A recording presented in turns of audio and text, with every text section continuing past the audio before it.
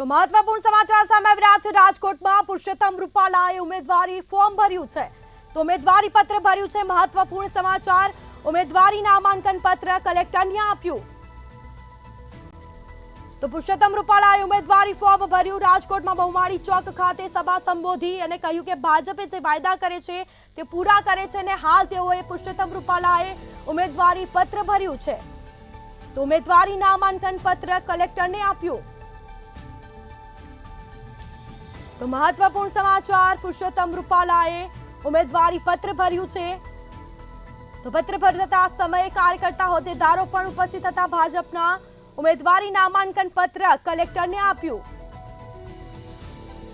તો મહત્વપૂર્ણ સમાચાર, રાજકોટમાં પુરુષોત્તમ રૂપાલાએ ઉમેદવારી પત્ર ભર્યું।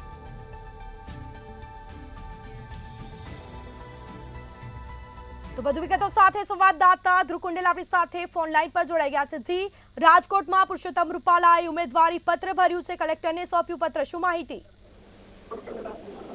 ચોક્કસથી વાત કરીએ તો રાજકોટ લોકસભાના ઉમેદવાર પુરુષોત્તમ રૂપાલાએ આજે ઉમેદવારી પત્ર ભર્યું અને ઉમેદવારીનું નામાંકન ફોર્મ છે તે કલેક્ટરને સુપ્રત કર્યું। ચોક્કસથી તે પહેલા ખૂબ જ વિશાળ સંખ્યામાં જે કાર્યકર્તાઓ અને ભાજપના જે સમર્થકો છે તે ઉમટ્યા હતા।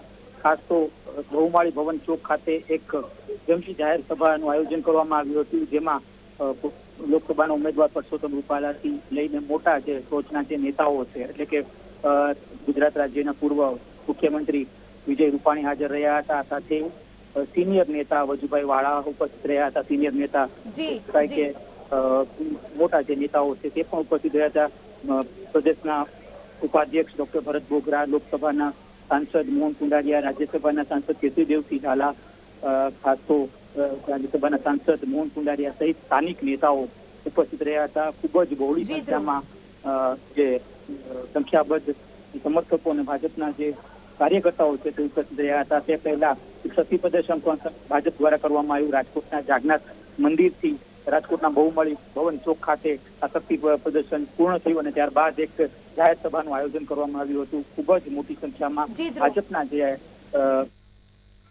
જી, એ તમામ જાણકારી આપવા બદલ આપનો આભાર।